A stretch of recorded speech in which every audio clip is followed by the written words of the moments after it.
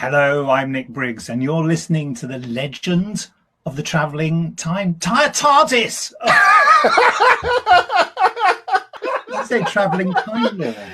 Do it again. Just do it again. Just for the count. Okay. Just for the sake. Go ahead. Go ahead, Nick. Hello, I'm Nicholas Briggs, and this is the legend of the Traveling TARDIS.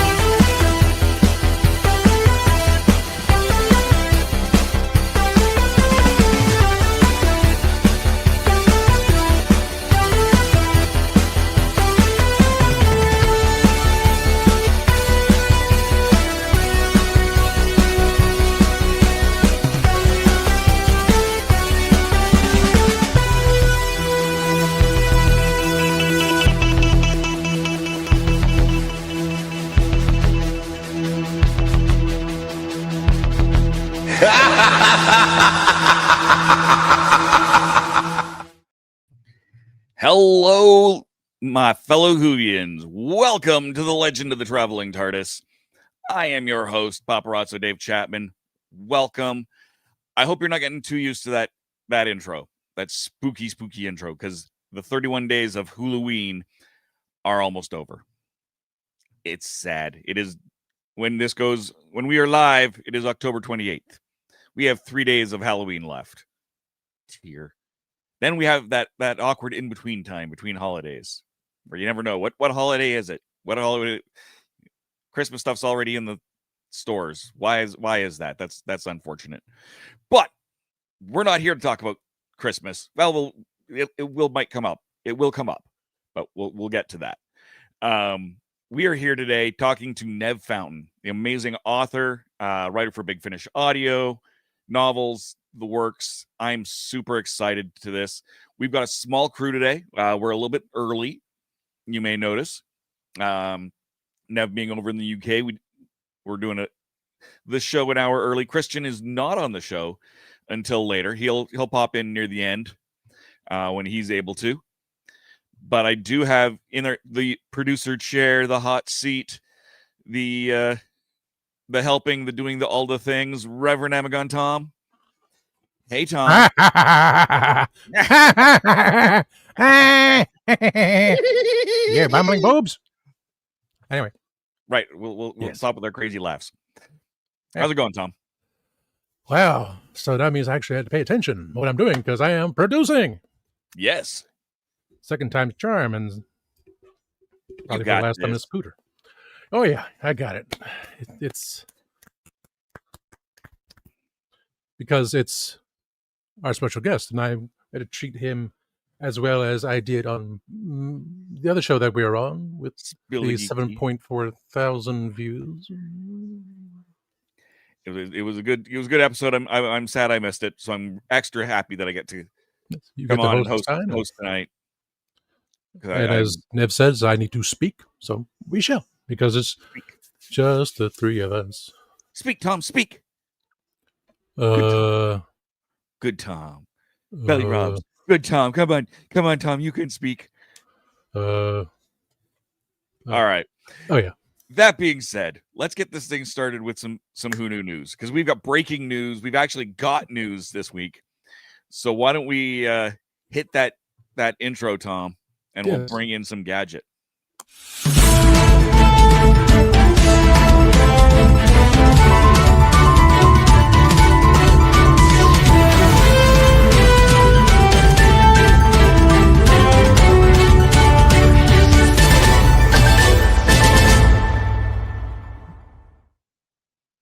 Hey, Gadget.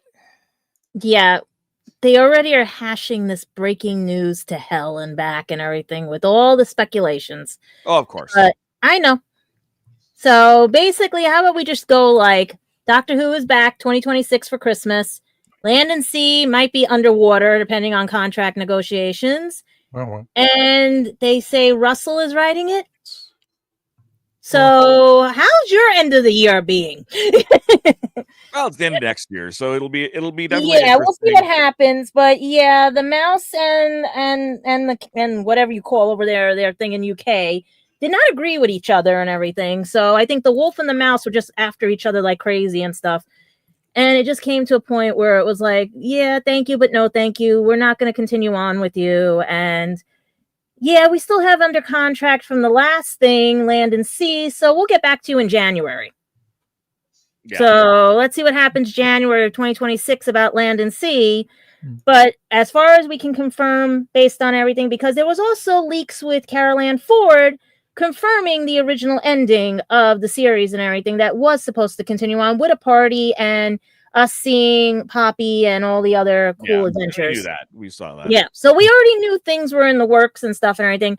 It's just that there are so many other sites I've been looking at because I wanted to make sure fully because of certain other things and stuff that we were getting a Christmas special, that the Land and Sea was not going to sink and everything like Atlantis.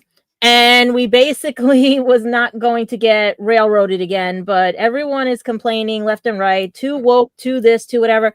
Guys, it's a fantasy TV show that we all love. It gets us through our day and everything. Just go with it like that, because if you read into it too much, we're not going to get another show. Yeah. I already got my Hero Academia ending. Come on, guys, and Outlander. So we understand shows do end. We will be upset. Trust me, especially since I don't get to see Todoroki anymore. But that's another story. But that's our breaking news, because right now, until I can get the official word on Land and Sea, let's just go with our Christmas special in 2026. Around the same time, Apothecary Diaries, too, has to come out. All that. So I think 2026 is the year for revivals and fun and things, because this year sucks. What else do we got going on in the news? Not all of it good. No, because it is sad to say about one person, because if you're a fan of classic Who, Nabil Shamban, and I can never pronounce his character. It's supposed to be what? Syl, I did say it right. Syl in Doctor Who and everything. But the best thing about it is that he had co-founded a theater group called Gracie. Is it that right? GRAEAE, which it promotes disabled performers on stage.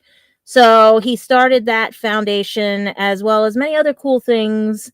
But everyone just remembers him really as Syl. But I like the idea of having someone who's on, like, promoting disability in the entertainment and everything, because nobody should be left out.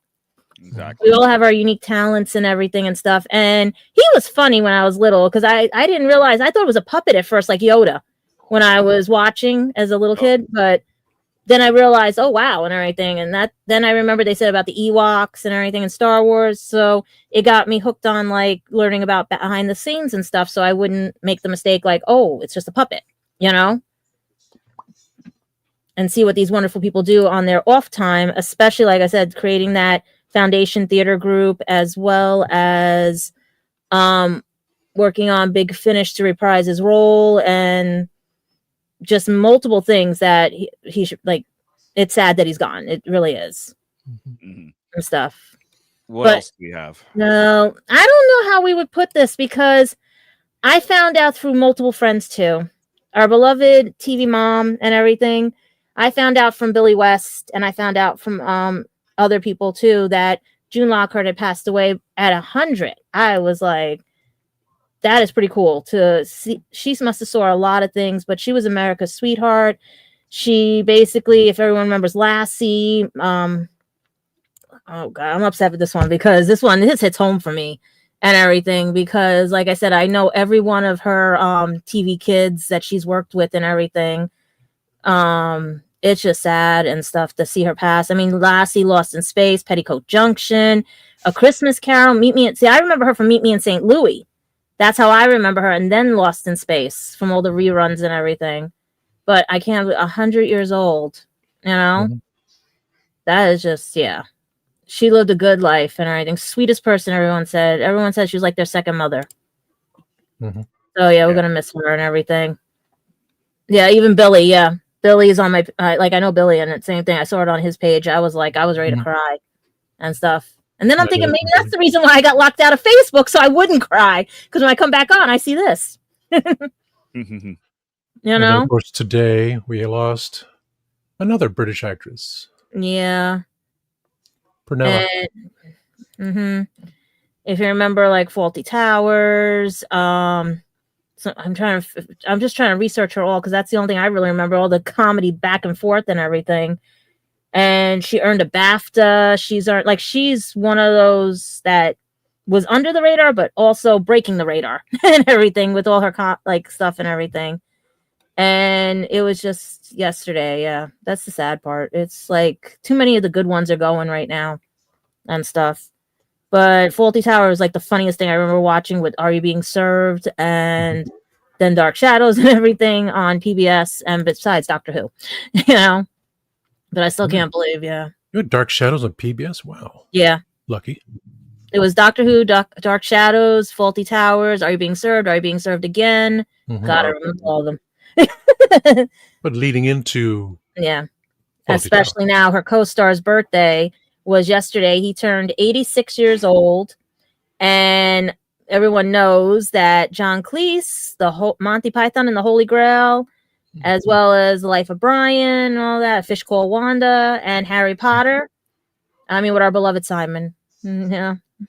He was working with and everything. Like, he's one of the greatest too and everything. Funniest person and everything. And still can't believe he's going strong. It's like, especially I love watching the revivals of like when it's Monty Python and everything. Especially the Parrot and all the other ones. And we're going right into with the theme of doctors. We're going right into Robert Picardo from Star Trek Voyager. And he turned yesterday, I still can't believe this one, 72 years old. Does not look it. No. And everything. He is like young at heart. And I think that's what it is. If you stay young at heart, you don't grow old. He's a hologram. What do you expect? That's true too. Yep. And everything. But then we have to talk about doctors, because this doctor turns today, and fellow dyslexic, 43 years old. He was born in 82 and is starring in that new movie Caught Stealing with Austin Butler. And let's see, I think he's got something in the works, but they're not saying what it is right now. But right now, I would go check out his new movie, Caught Stealing, because some of my friends said it is funny as hell in some scenes, but serious as you can get.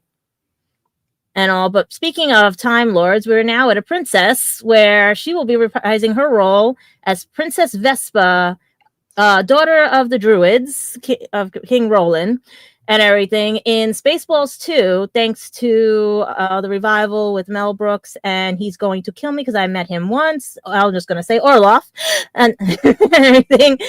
And all. But she actually turns, and this is the scary part. She does not.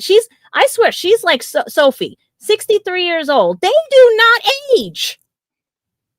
There's like, no, she does not look 63. You know? She doesn't look Druish. Yeah. And I also I sent you guys a picture. I met a barf at Comic-Con, and I'm daring to say that next year, thank you, Josh, and everything for revising Spaceballs 2, because Comic-Con's going to be covered with barf, going to be covered with Vespas, and going to be covered with Winnebagos. Barf, yes, and more barf. Please, I have every copy of and I have Spaceballs, the book. So, yeah. So, that's what our news and birthdays are. But, guys, what is your opinion on this damn thing with Doctor Who? Because, what do you think? I'm excited. I definitely loved what we had. I'm disappointed that it's leaving Disney Plus, but that just means it will go somewhere else. But where do you think it's going to go? Because there are so many streaming sites that are being merged, being gotten rid of. Like Hulu is now gone. It's absorbed into Disney Plus. So we don't have that option. It's been part of Disney Plus in most of the world for a while now. So that's not a big deal. But like officially absorbed, you know what I mean? It'll have to be something worldwide access. It'll have to be an Amazon Prime or a Netflix. It's not going to be. I can't do Netflix. I refuse after something. I don't do Netflix. Thank you to something I was acting in, and I will never go to Netflix again and everything. But still, and everything. Yeah, this is going to be a toss-up because Disney still has a contract, sort of, with Land and Sea. Now, if they're going to really lose money and break that contract and let it go with the new, where it spins off and where it's going to land with the Christmas special and everything, who knows? Or do we get... That'll still go on Yeah. On Disney I'm going Plus. to bring in this, which will be a perfect segue because I'm learning this so perfectly. I'm going to wish a happy belated birthday to my dear sister, Eliza. Yeah, her birthday was yesterday, and today is her cotton anniversary. So I wish Eliza and Faye a great anniversary. I told her that. So that's how we're going to end the news and going to nice little segue to our guest, which, if I remember, which button's to push? Is it this one here? I'm looking at it and I'm going, that's not the right button, is it? No, it's that one right here. This one.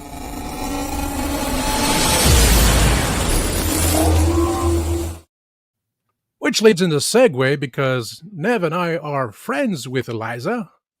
So perfect way to bring in Dave. Nev Fountain, the amazing, the wonderful, the illustrious.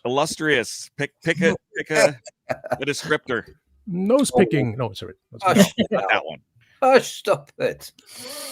Well, you guys have to explain his books to me and everything because I am out of the loop on them. I tried reading a copy, being dyslexic, and I can't do it. It was too much. Oh, don't worry. Don't worry. I used Eliza. I used her shamelessly.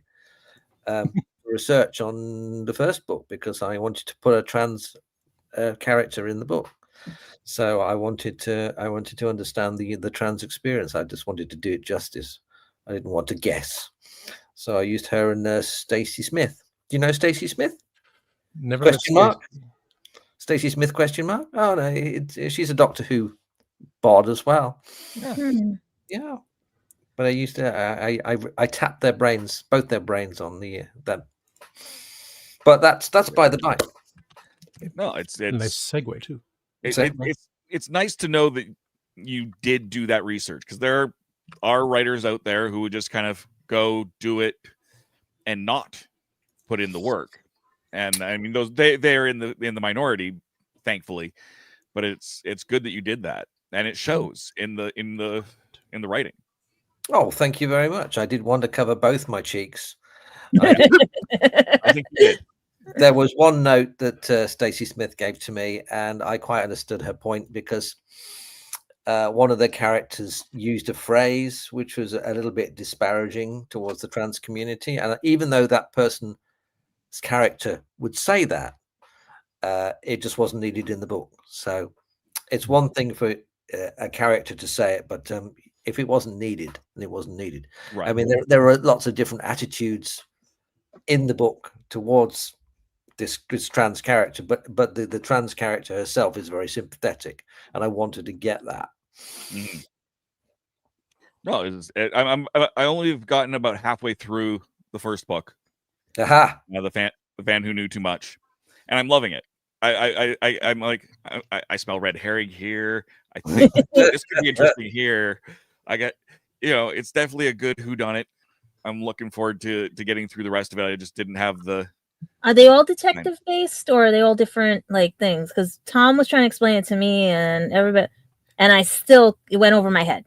Well, I've written 2 books on this particular theme. That's The Fan Who Knew Too Much and Lies and Dolls, and the detective brackets S detectives are nerds, and they are fans of an old science fiction show which was around in the 80s and died in the 90s. So it's a cheesy old show, but they know so much about it. There it is. Mm-hmm. For example, in the first book, they realized from their extensive knowledge of this series that they may have uncovered a murder that happened while on location filming in the late 80s. Mm-hmm. So these nerds, what do they do? What do they do when to find out, to detect, to investigate?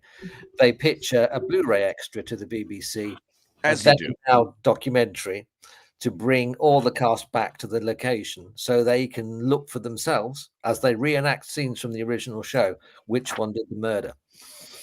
A perfectly logical and reasonable course of action. Does that make any sense? Does that Scooby-Doo it? It is a Scooby-Doo it. It's Just one more question, please. What was it? What are you up Following to? Columbo. Just one more question, if you may. It's a bit. It's Hamlet. It's Hamlet, It's yes. plays the thing.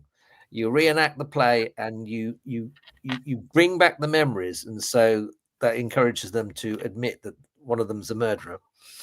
That's their theory, anyway. It doesn't turn out quite that way. Dum dum dum. And the second book's called Lies and Dolls, and it's about a serial killer who only kills action figures, collectible action figures. He steals them from, or he or she steals them from the collectors and sends them back in bits. So it's basically Seven, but with action figures. So it's like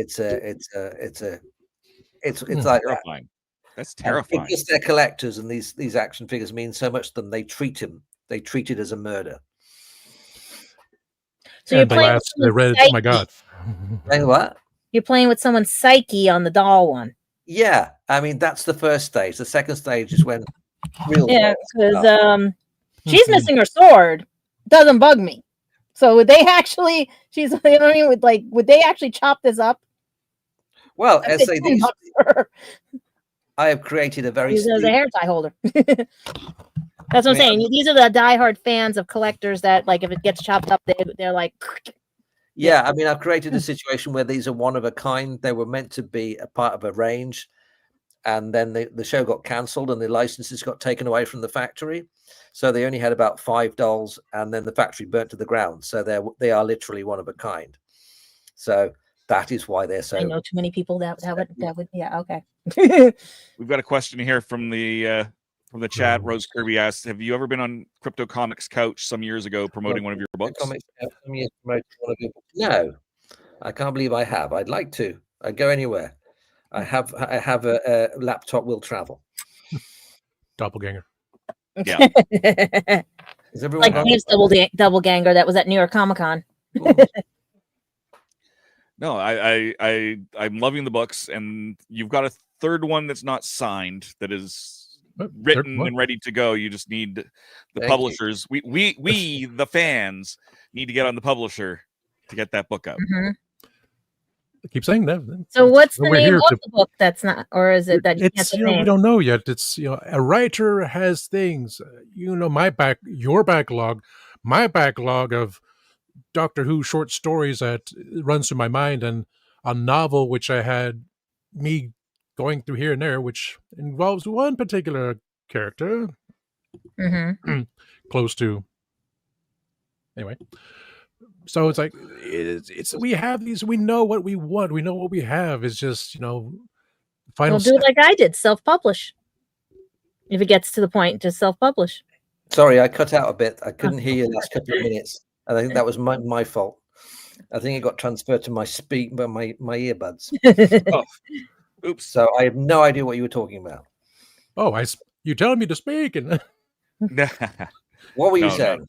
I forgot, but Gadget said self-publishers because she does go through self-publishers. That is because I had a hard time getting a publisher for this book, and everything, because they didn't think it would work, and so I self-publish under my actual name and everything with my nickname in the middle, so nobody can, Is that quite hard to do?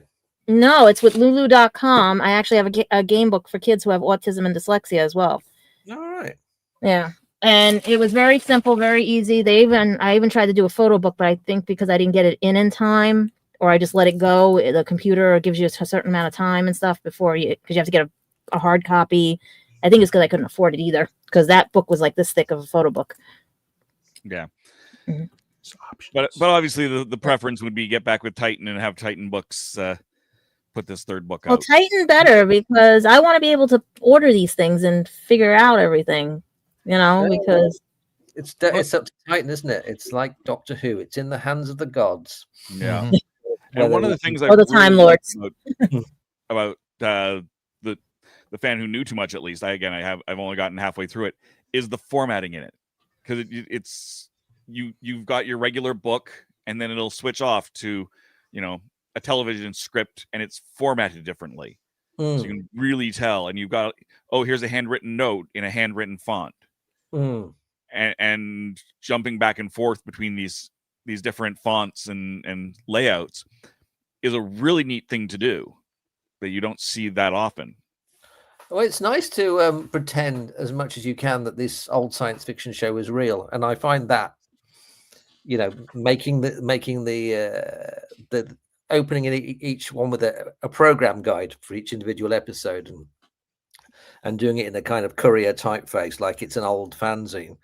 I find that lends itself to the authenticity. Yeah, I mean, I did 3 other books with Big Finish around the same science fiction show, and the cover was based on actual physical objects that were found by the designer. So it was nice to feel that we're all pretending that this TV series is real. Yeah, it's quite nice to pretend. People have sent me their own program guides. People have actually done cosplay of this fictional science fiction show, so it's nice to pretend that it's real. That's awesome. You know you've made it when people want to cosplay your book. Yeah, I mean, I had a guy, and there was the detective before this one. This is the fan detective, but there was the guy who invented the series was a detective for 3 of the books, and one guy cosplayed Mervyn Stone, the main detective from the 3 of the books. Nice. Basically had a black suit and and it wasn't a big cosplay because he wasn't hard, because he dressed like a writer, but like this. But it was very flattering. It was very flattering. That's very cool. That's very, very cool. Tell us a bit about Vixens of the Void. Well, Vixens of the Void is kind of like Dynasty meets Dallas in space. It's very late 80s. It's full of attractive young women with large bosoms dressed in spandex, and it's kind of like I, Claudius meets Dynasty. Fall of Eagles. I mean, the writer wanted to do something like Fall of Eagles or I, Claudius, but he ended up selling it like it's Dynasty in space. So that's it. It's a kind of like an extended Blake 7, but ruled by women, and it's bits of Blake 7 and bits of Doctor Who. Their main villain are sentient cars who've outstripped their drivers and become the rulers of their planet, and they're the Styrax, and they're on the planet Chevron, so they are like big Daleks. And so I made this format because it's like a big empire stretching format, so I can add characters willy-nilly. I mean, it's not like a small team of rebels or just a companion. I can add in characters as I need, and I've already sketched out this mythical science fiction show, so there is a kind of arc to it in my head. And the more program guides that come up in each book, you can see the main actress left in series 2 and came back in series 3. There was a long decline where there were lots of stupid episodes that were kind of like comedies. The decline was very well mapped out, and there was a good part of the show, and now it's come back. It's kind of like Game of Thrones, but in space. So there is now a reboot on a streaming service called Fliptop. So that's the big budget version. So it's come back. This is the world that we're in. For the first load of books with Mervyn Stone, it was definitely dead, and now for these new books with the fans, Kit Pelham, it's now revived, and she is very much in demand as a professional fan. She contributes to fanzines. She's a talking head on Blu-ray, and she hosts things at conventions. So she's what you call your professional fan. And she's a fabulous character, and I really am enjoying it. Have you ever thought about doing a book of just straight across Vixens of the Void? Oh, in that world. A prequel. A prequel. I did write a huge chunk of script for one of the books. I do like writing, but they never tend to fit into the books. I think if it ever goes to TV, I'd love to watch some actual scenes made up, in a Galaxy Quest way. I love that. I would love this. Would be so good on TV. And you can use a spoiler, yeah. I love to see him just cutting between the old series and the investigation that's ongoing, and the older actors and the younger actors as they were then. It would be quite fun. Mm-hmm. It certainly would be a visual feast, unlike a lot of detective shows, which are just people mooching around the moors and tripping over dead bodies. It would certainly be more interesting to look at. Yeah, that's one way to put that. Yes. No, I love it. And of course, you make a lot of mentions to Doctor Who in the books. Doctor Who exists in this universe. Yep. It's kind of like during the first cancellation in 1985. So I invent the fact that they put this show out on air while Doctor Who was off air for 18 months, and it carried on for 7 years on BBC One. So it's kind of like, yeah, it's that kind of Blake 7 with knobs on, but they decided to put it on BBC One instead of tripods. It's the Doctor Who replacement. Yeah, I wonder how the Land and Sea is gonna do. Yeah, well, we'll probably be waiting for the reboot in 2030 or 2040. We'll see. Land and Sea fans going, when's it coming back? It's just one series. It's like the tripods. We want to know what happens. So one question we always like to ask, and I think I know the answer, but I'm going to ask the question anyways. Christian always asks, "Who is your doctor?" Not necessarily who is your favorite doctor, but who is your doctor? Oh God, there is no. I mean, I love the even numbered ones. I love 2, 4, 6, 8, but I also love 3. And I love 5. I mean, I came in right at the fag end of John Pertwee. As a 4-year-old, I can just about remember bits of Death of the Daleks. And I remember as a 5-year-old watching John Pertwee change into Tom Baker and thinking, well, that's not going to work. And I grew up with a perfect time. I was 7 or 8 when the Gothic horror with Tom. Then I grew up with the show through Peter and Colin. It was a perfect time. I was a perfect age. I am now 56, and it was the perfect age for me. So Tom, really, but I love Pat, and I do love Colin. Yeah, it seems to be the even-numbered ones for me. Yeah, like Trek films. Yeah, I like Trek films, the even-numbered one. But motion picture's quite good too. Yeah, and Search for Spock's underrated. It is. I'm actually liking Search for Spock much more, and Voyage Home I'm thinking less of. I think we still have the VHS copies in the other apartment. Those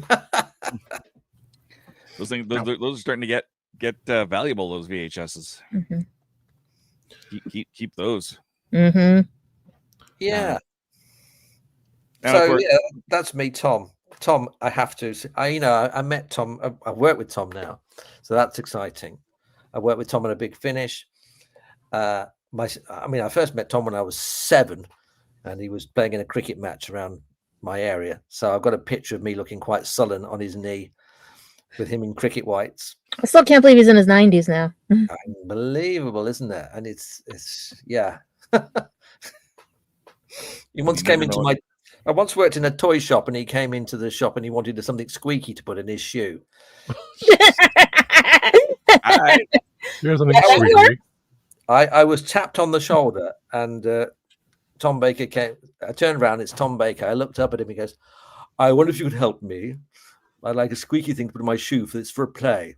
So he went around the shop looking for squeaky things to put in his shoe. There you go. That's my anecdote. That's one of my. That's lovely. I found a squeaky thing, and he smiled and disappeared, and I never saw him again. Well, if he's watching, you know what? You owe him a hug. Yeah. So you wrote a 4th Doctor. You wrote a lot of Big Finish. Mm-hmm. That's one of them there. The Widow's Assassin. That's what the 6th Doctor. You've written a lot of 6th Doctor. Yeah. For somewhat obvious reasons. Well, it just happens. Yes, it just happens. I'm sure it just happens. Having a partner being Peri doesn't encourage that at all. It started off as a bit of a challenge, I think, because I'd written a couple of Peters, a couple of Fifth Doctors, Omega there, and the Kingmaker. Nice. And Nicola and I were just starting. We were just in our early stages of being together, and she did a bit of fun on the Big Finish on David Richardson. She said, "My boyfriend would like to write for Big Finish," and he just went. And he said, "As my boyfriend is Nev Fountain, is that a problem?" And he goes, oh, "No, that's fine." He didn't realize at the time, so we were just funning with him. So he said, "Do you want to come do a companion chronicle for Nicola, which started with the 5th and ended with the 6th?" And I thought that was a great thing to do, and that kind of kicked off my 6th Doctor binge. It went on to doing a Curious Incident of the Doctor in the Nighttime, and then Alan Barnes asked me to bring Peri back as older. He wanted me to kick that off, so I did The Widow's Assassin, and then I was asked to do Blood on Santa's Claw, and it just seems to snowball. I just see them end up to be the go-to writer for 6th Doctor and Peri, which is great fun because they're fantastic. They are very versatile. They really are. I mean, it's great fun. I really am very lucky to write lots of Colin and Nicola because they are great actors, and I like to put actors, the characters, in unusual situations. And he continued their series that got canceled. Sorry, go ahead. It continued their series that got canceled too. That's what I liked about it. Yeah. Well, the Lost Stories. Mm-hmm. Yeah, it was fun. But it's nice. I mean, I had the 6th Doctor do therapy with Peri. I've had him dress up as Santa Claus with Peri as a pixie. I put them in lots of different things. I don't think you can sort of do that with the 5th or the 7th. I think you can really goof up the 6th Doctor in a way that you can't really with other Doctors.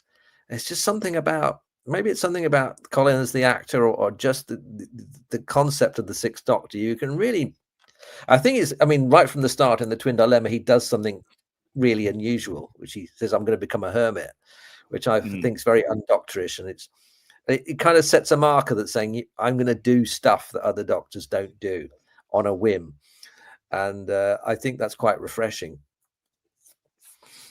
No, definitely, and I loved conflict theory. Thank you. I loved it. Putting them into with Freud bots was just absolutely brilliant and hilarious. My Freud squad. Yeah.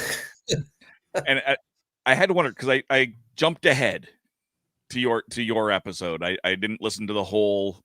I didn't have time to listen to the whole collection. I'll definitely go back and do that. But you is it as a spoiler alert, everybody! Spoilers. They bring up a bunch of anecdotes that are true to them, but out of context.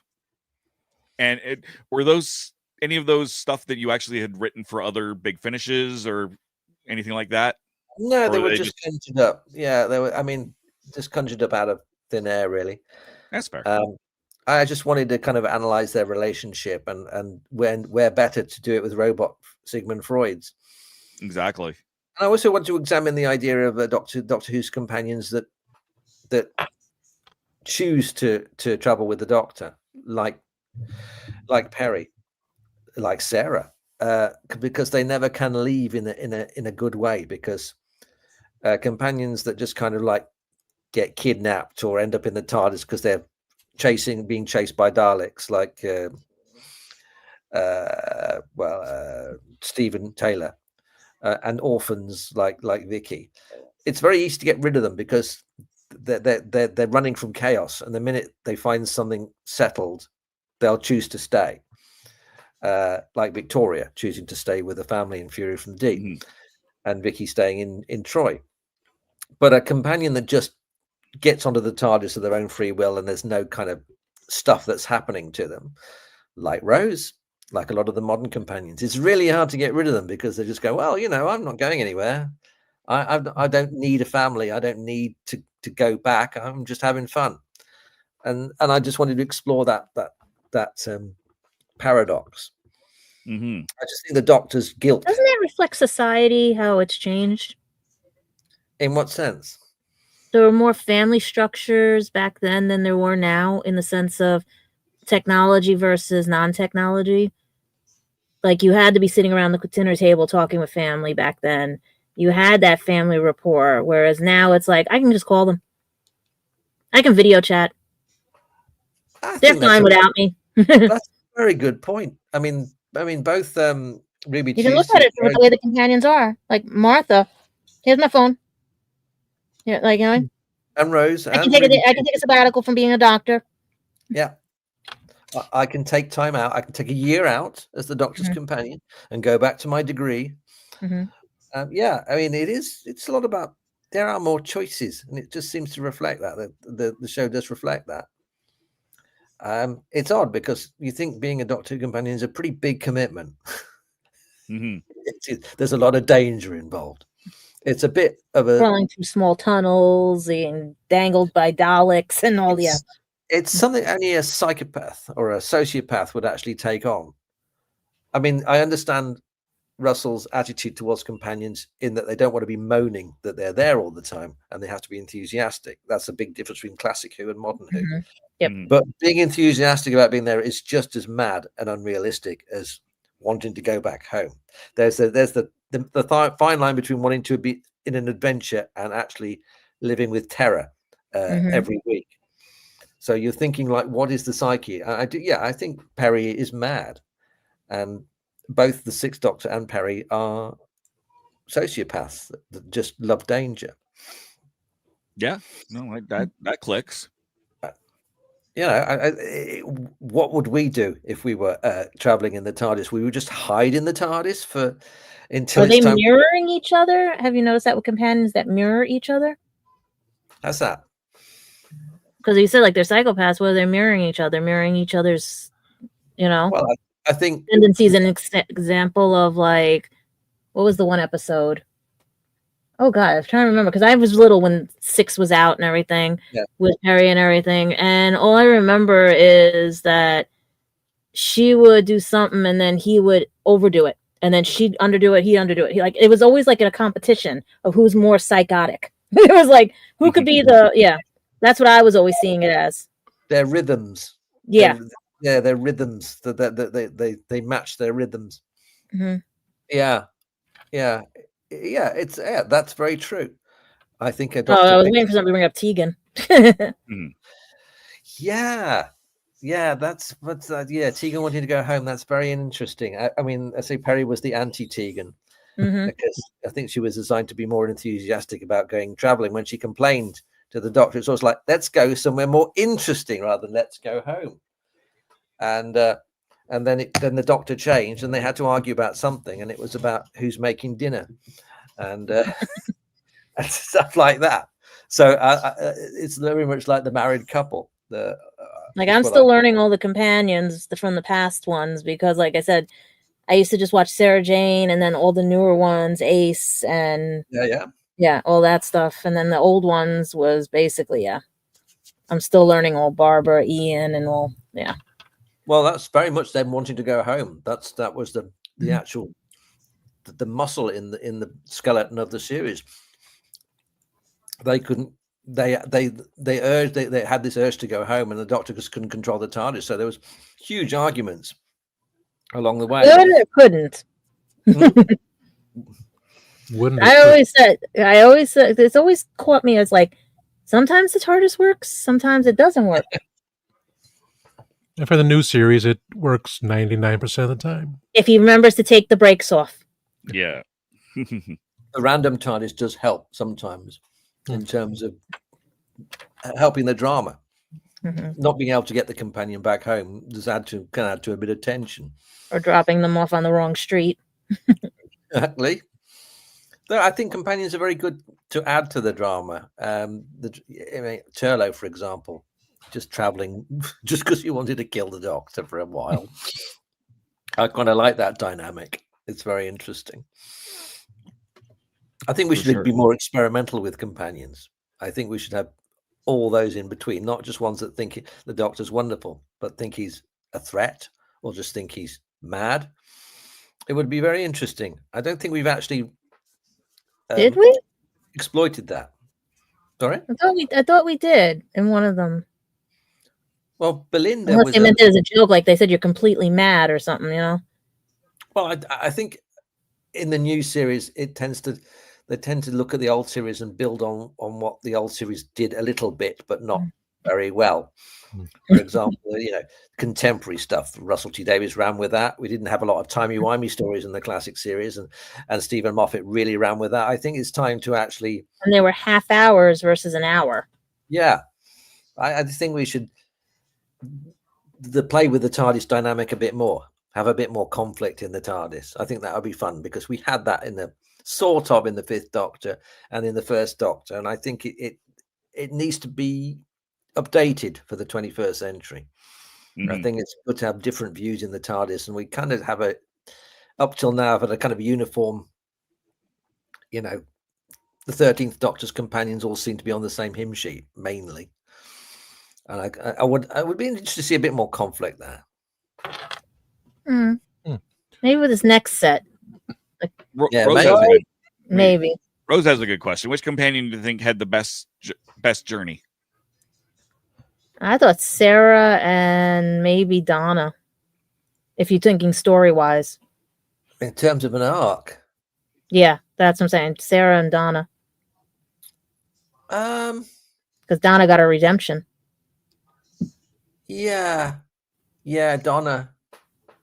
Yeah, she had a pretty good story. I mean, so did Sarah. Sarah got her redemption with the 10th.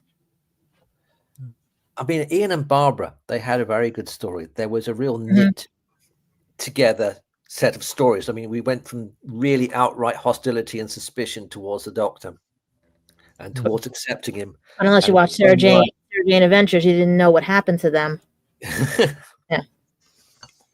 But I think that was lovely. I mean, there were a few duff steps along the way, but I think their exit in the chase was perfectly logical and rather heartbreaking. So Ian and Barbara, I think, especially in those first 4 or 5 stories, you can see the progression they're making from what are we doing here to we're slightly enjoying it, but we are suspicious of the Doctor. It's a lovely progression. The Daleks in particular is the Doctor basically sabotages his own TARDIS to explore Skaro. And Ian knows the Doctor's done it. And there's so much looks in Ian's face, but he can't do anything about it because he doesn't have the technological understanding to call him out on it. So it's a fantastic dynamic. And the dynamic in An Earthly Child and the Tribe of Gum and the Daleks and the Edge of Disruption, it's a beautiful progression, a character progression. Particularly with those companions. Susan gets a crappy end of the stick, but Ian and Barbara, I think they had a great time, a great arc. I would think that for Ace, because with the webisode End of Time, everything I went through that on YouTube, and then for her to come in with Jodie and see the hologram of the 7th Doctor. So I felt that was, for her, it was a slight redemption because she created the Foundation, everything else. Well, it's nice to get a bit of closure because she was one of the companions without an exit on the screen. I mean, we all know about other canon and all the other spin-off merchandise, but you have to properly see it, don't you? You've got to see it on the telly. Yes. She did a really good job. Sophie wrote A Childhood End about Ace and did a really good job of taking all of those loose threads over the years of the different stories that could have happened to Ace and tying them all together into one little MCU type multiverse ending. I think she did a really good job with that. I will recommend that book to anybody. Cool. One of the best 13th Doctor stories out there. I think I will forward your admiration next time I see her at a convention. And we've had a chance to speak to her too a couple of times. And she's just absolutely a delightful human being. She's a great cheerleader for my books. She's a really positive person. She reads them all, and she really kind of points at me at conventions and go, "This guy wrote this book. You have to read this book." So it's great to have someone who's in marketing for you. Yes. And it's well deserved because the books are absolutely just fabulous. Well, thank you. I mean, I'm really proud of these two. They're a lot of fun, and I do like to do proper detective stories in them. I mean, there's lots of jokes, but I'm absolutely a stickler for proper Agatha Christie style detective stories. I don't use humor as a way of just making fun of the situation. I've got to have something that works, that makes sense, that's surprising. I'm just like that. I'm just into detective stories. Yeah, you have to have the solid backbone to build everything else on. Absolutely. It's nothing more irritating than seeing some kind of comedy film that purports to be a detective story and all the plot beats are just nonsense because you're just taking the rip. Yeah. What? So besides Doctor Who, what else have you written for Big Finish? Because you've done quite a few things. I did River. Did a River song. I did a Missy. What else have I done? I did a Missy. Let's get back to that screen. Let's get back to. Oh, there's Christian. Let's get back. That's not what I want. I want that one. I want to get back to Big Finish. There we go. Yes. So with Bernice Summerfield, I actually asked permission from Lisa. Yeah, I did a Benny. That's right. I asked her permission for that novel I wanted. I said, could I use Bernice? She got yes. And 3 years later, still haven't written a story. But you should have asked Paul, shouldn't you? So there's my Missy, there's my River, and there's Vienna. I did a Vienna, and I did some Dark Shadows. Vienna Calling. And I did a Dorian Gray. Mm-hmm. Yeah, most of them within a year. Dark Shadows. Dark Shadows. I did two of those. Dark Shadows. Yeah, I did The Eternal Actress and The Darkest Shadow. A 2 CD special. And there's my Mervyn Stones, the older books. That's my question.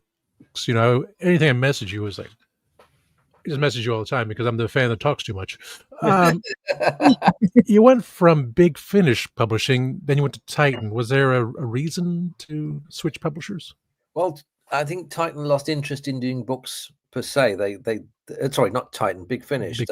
They wanted to go to do books, and I think they just found it too hard. I think the audio, they just decided they were an audio company, and any books they release now are mainly nonfiction or biographies or autobiographies by people who work for Big Finish. That's what Barrow one. So they didn't want to do any more Mervyns. So I was kind of left with my 3 books. And it was at a party in Islington, which is very hitchhikers, that I met a guy, not from Beetlejuice, but from Titan. And I said, I'm Nev, I'm a writer. He goes, oh, I'm a publisher. He goes, and when we had a chat about detective novels, he goes, I'm looking for amateur sleuths for Titan's detective range. And I go, well, I wrote these 3 books, these Mervyn Stone books. And he was very interested, but he wanted a new range, a new detective. So I went with the fan, Kit Pelham. And that's how it transpired. Nice. Mervyn was very dormant for 10 years. I'd done an audio and a few little things, but I'd kind of left Mervyn in the past. But this chance meeting at a party brought Vixens from the Void to life again. With Mervyn as I'm sorry I'm going to spoil this for you. But Mervyn does appear in The Fanny Knew Too Much. He appears fleetingly. We'll call that an exciting spoiler as opposed to a bad one. It's all very Marvel extended universe. Here, so Tom, why don't we take a commercial break? Let me get to the buttons. And we'll when we come back, we'll talk more with Nev Fountain. Christian should be here. So we should. Sure, we'll kick him out either way as well. So if he's down there, he's waiting for us. So we'll run the commercials. Exactly. Run the commercials and we'll bring him back. Yeah, there we go. Oh, you saw this? That's why? I think Christian's just the pet. I'll take out Sassy Cake afterwards. So let's go to a commercial, peoples.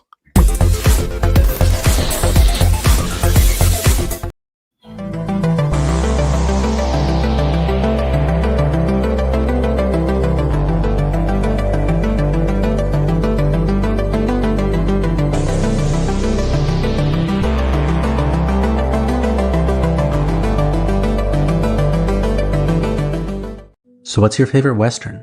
Is it this one or maybe one of these? Is it a revisionist Western, an anti-Western, or maybe it's an all-time classic? Whether your favorite Western is in black and white, vibrant Technicolor, a spaghetti Western, a neo-Western, a comedy, or maybe it's only really Western in spirit. Whatever it is, this is the podcast dedicated to determining the top 100 Westerns of all time.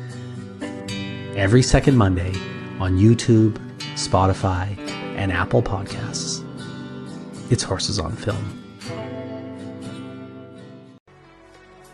Are you a movie nerd? Do you collect VHS, DVDs, CDs, records, and so much more? Are you looking for clothing from 1940s to 2000s? Do you need cosplayer themed outfits? Come to Ducky's Vintage. We have it all for all budgets, located at the Oviedo Mall right off of the 417. Ducky's Vintage for those born in the wrong decade. Are you tired of toxic fandoms? Do you wish we could go back to being happy? So do we. We created the Happiness Patrol to get away from all of the toxicity in fandoms, in life, and so we decided we wanted to do a show about something that makes us happy. And in the first season, that something is Star Wars. So join myself, Cameron, Scott, Jessica, and Melanie on Happiness Patrol at youtube.com/@happinesspatrolshow.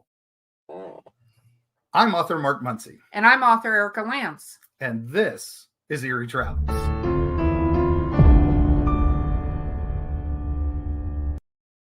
Greetings, travelers. Join us as we travel through folklore, myths, monsters, legends, and dark history. Now, we'll be your guide to the spooky side of reality as we discuss cryptids, paranormal, and all things preternatural. Sometimes we find the truth is way scarier than fiction. We're on twice a week on your favorite podcast platforms, including iTunes, Spotify, Amazon, and YouTube.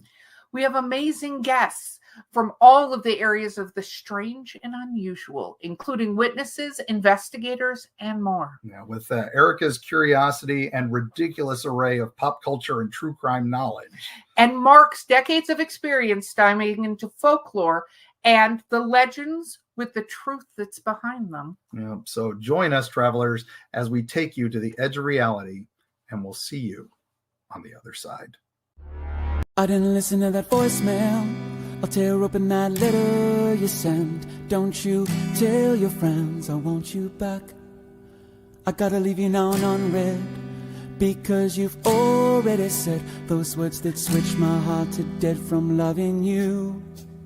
So you'll stay ghosted and I'll stay focused. I'll sew in close. The spell stays unspoken. A dark silhouette of a moth man and broken.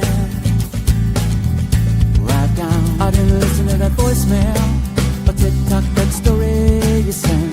Don't you reel me in to get me back. I'm gonna leave you now. This is Sophie Aldred with The Legend of the Traveling TARDIS. And welcome back, everybody, to The Legend of the Traveling TARDIS with our wonderful special guest, Nev Fountain. Where is the button to take that thing off? There it is. Boom.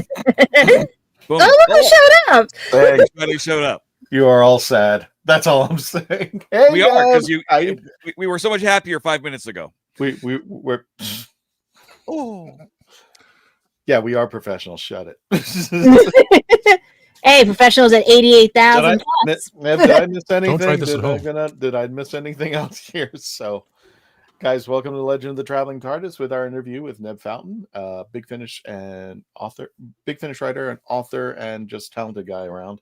So, thanks for joining us, Nev. I don't know what I missed for the most part. A waffle, really. Just Really? now. Talked about the books, everything. Just a question: if you ever get in an argument with Nicola, do you tell her you behave, or I'm going to put you in a time loop again? Well, I did have an inadvertent argument about Sontarans once. Uh-oh. No, do tell. You just can't walk in here and do that. Not lead us into temptation. She said, well, we're watching The Poison Sky, and she said, why are those Sontarans so small? And I said, they're not too small. Your Sontarans are too big. And this is just the right size. So relative sizes of Sontarans. I just realized where I was going, and I was right into metaphor territory. There you go. No, don't. I I wasn't bringing certain things up. I was not bringing certain things up. Yep. That's brilliant. Yeah, there you go. But she forgave me. She just gave me this cup of tea with a biscuit. So that was her hand. You officially had Nicola Bryant on the show. Everybody won hand. Maybe another episode. Oh, bless. Yes, you see, that's Sontarans long ago forgiven and forgotten. I don't think she probably remembers. I want to know about this thing.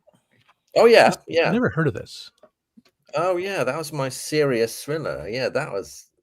Yeah, read that. That's really good. It's about read it. Looks like about my ex.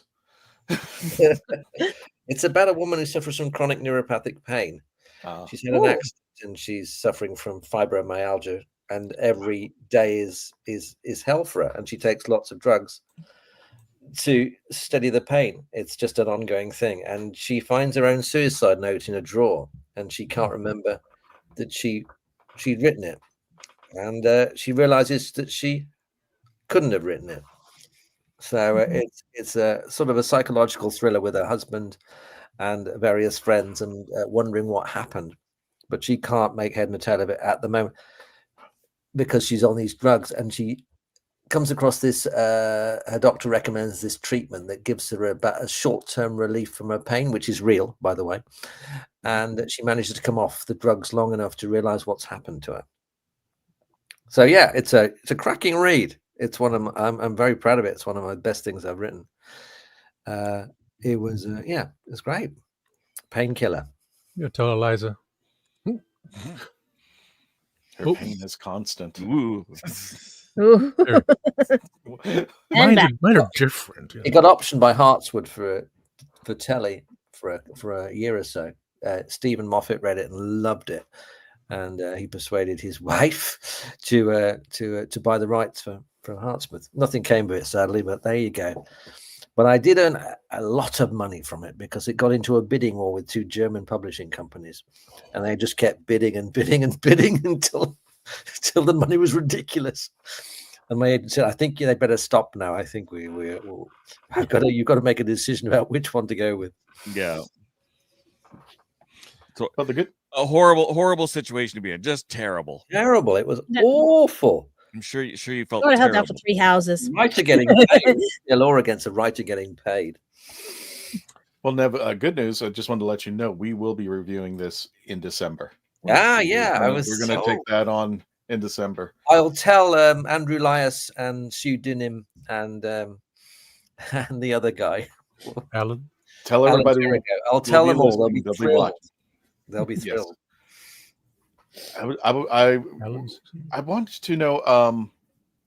I guess what was your spark? When did you start going? You know what? I'm going to be a writer, and this is what I'm going to do for the rest of my life. I mean, what was that notion that sparked everything? What was your influence?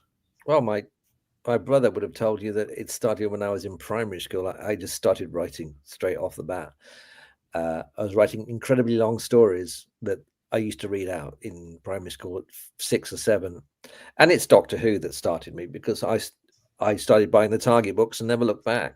And by the time I was 6 or 7, I had a reading age of 12. Mm. And, I grew up with Terence and Malcolm Hulk and Ian Marter. And then I got into Douglas Adams. And then I started reading...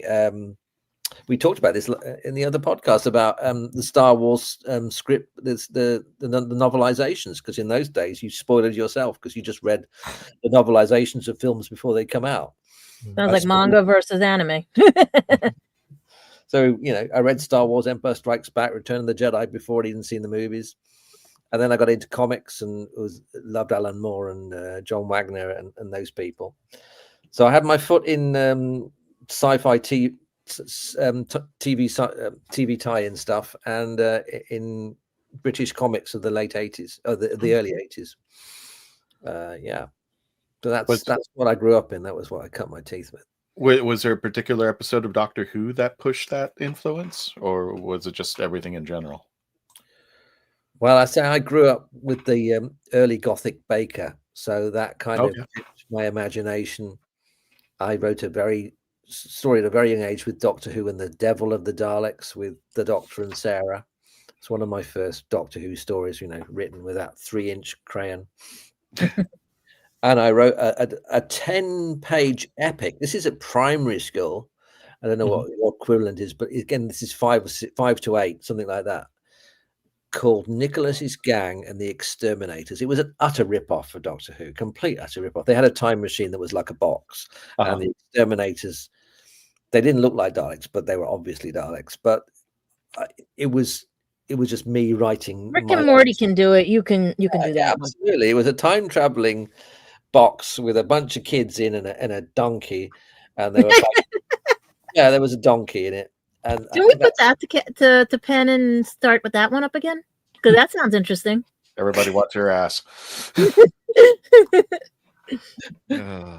I think that came from the Banana Splits, the Arabian Nights. Oh my god, I love the Banana Splits. The donkey that twirled around. I had a donkey and a bunch of kids, and they were fighting these robots, which with square heads and kind of stumpy legs like Morbius. And it was all bits and pieces of stuff I'd seen as a 7-year-old on Doctor Who. And that's where it came from. And then I grew up with Douglas Adams and the like, and just carried on like that. Christian. Gotcha. But have you seen new Doctor Who yet? Have you seen everything from the Disney Plus section as of yet? I watched all of Shooties. Yes. Oh, okay. All right. Do you ask? Okay. I'm gonna. Okay. I'm gonna give. I'm gonna give you the access to Russell T Davies. You're sitting in the room with him. You're sitting down, and RTD goes, "Okay, is there something I could do better, Nev? Is there a script that I haven't written about yet, or is there a classic episode that I need to revisit, a classic monster or a classic story that I should?" Where would you grab RTD's ear and say, okay, this is where I want you to go?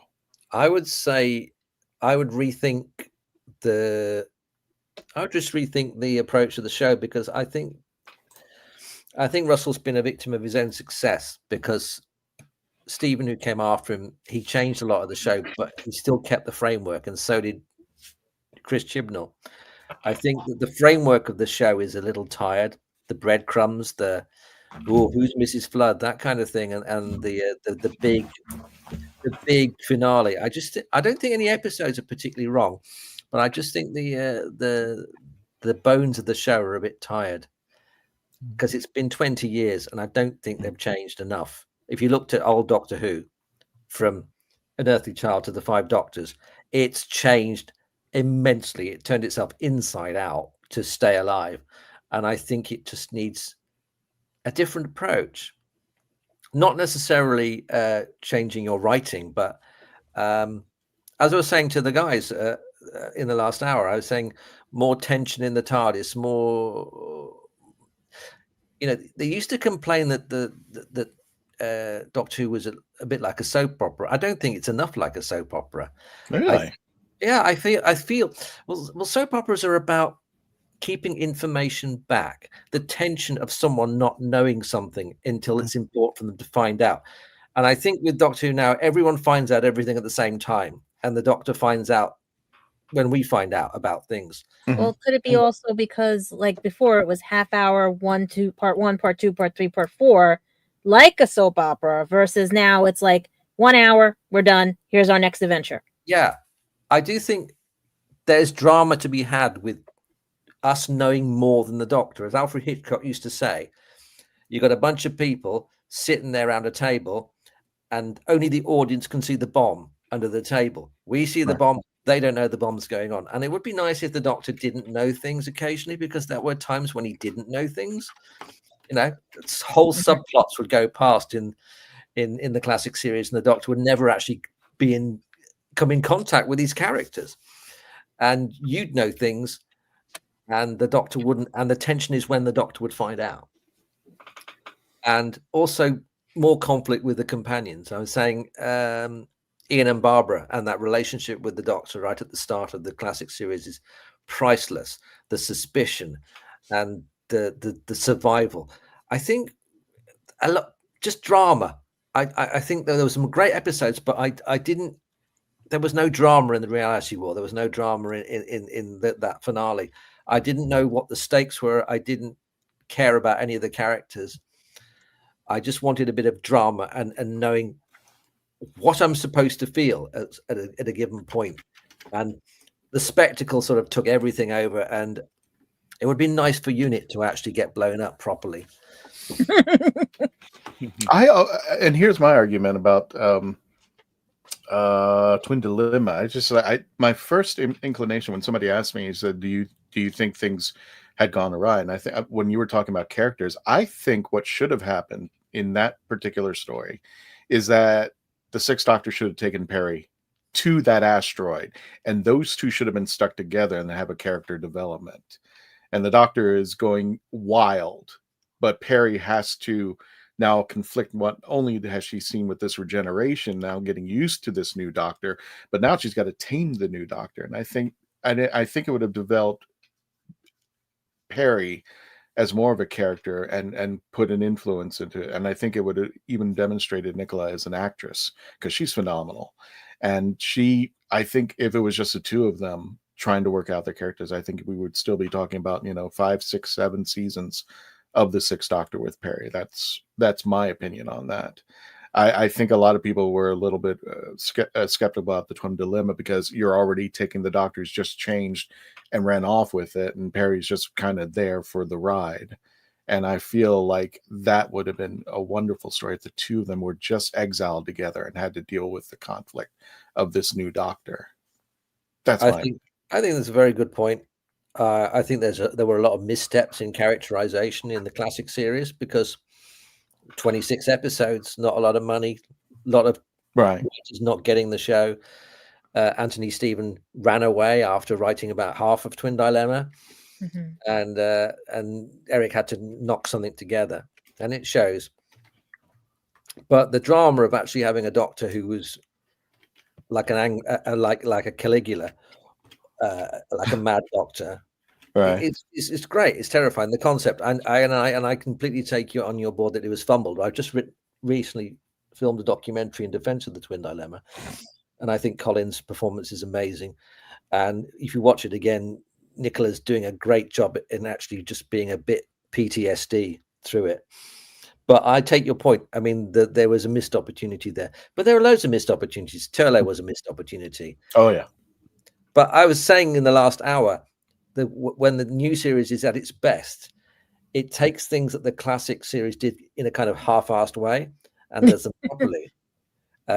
Russell took the 21st century groundedness from the Seventh Doctor's era and really went with it with Rose and with the tower blocks and everything. And Moffat did the timey-wimey, because we hadn't actually had any stories about time for a time travel story show that ran for 26 years. We hadn't actually many time travel stories, and he went with that.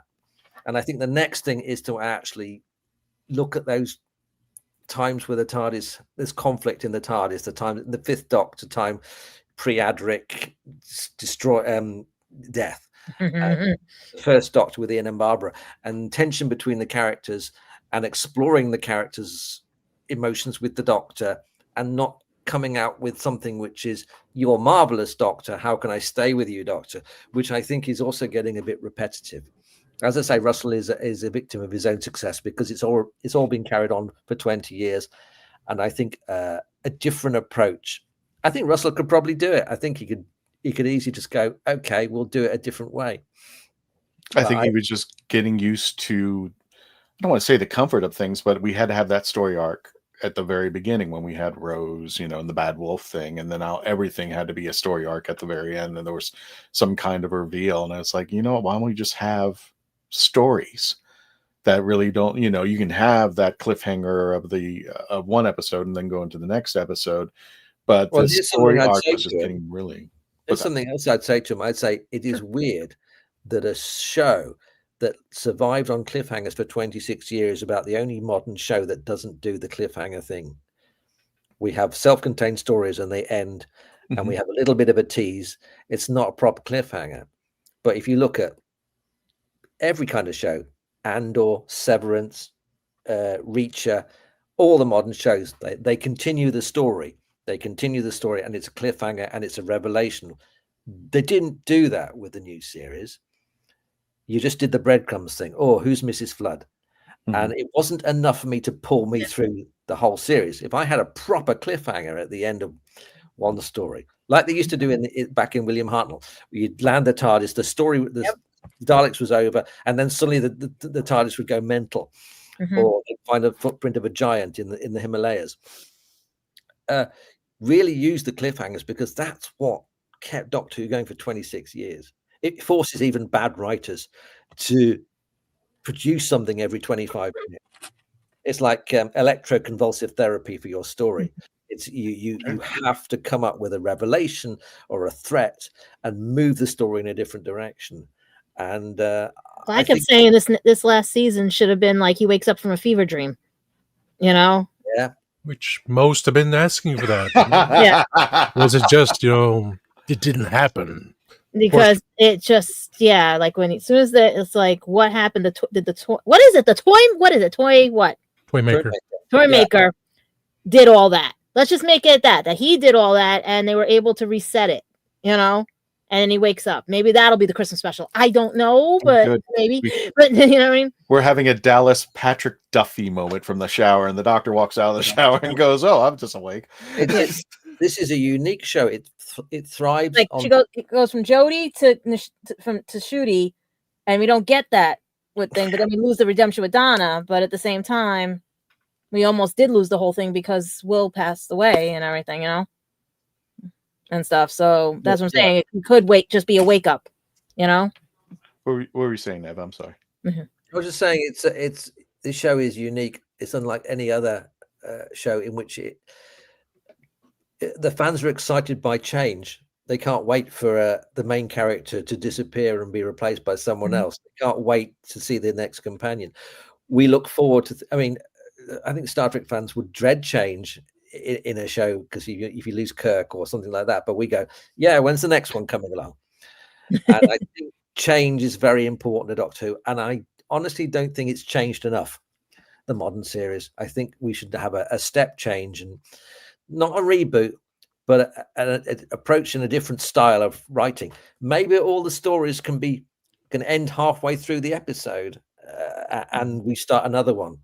And back to the half-hour part, because how people's span of thought is now. It's 15 seconds, 10 seconds, because of TikTok and all the other things. Yeah. I mean, say Bosch does that kind of thing when they end a case and they start another one in the series. I think Doctor Who's probably well tooled for that. I think that's interesting. It's like the old Hartnells, when you would start a new story before the end of the episode. But really do that. Maybe make 15 minutes of that episode to be the next story, and then have a cliffhanger. I think everything's too self-contained, and it doesn't give any people enough reason to carry on. I don't think the flood thing was enough to homemade versus instant. Yeah. It's true. Wait a minute. What was that question? I know, I just read that one. It was weird. Yeah. Yeah. Rose asks, Nev, does any of you on the panel think we will ever get the classic era of Doctor Who, even though we are in the modern era? I would actually argue that Capaldi was probably the closest thing we had to classic Who. It was classic. He was the embodiment of classic Who acting. Meltdown included in a new story. In a new story, how I would feel like if John Pertwee showed up as the 12th Doctor, in my opinion on that one. But Ned, what do you think? Do you think Capaldi was channeling Tom Baker, definitely, just like Matt Smith was channeling Troughton?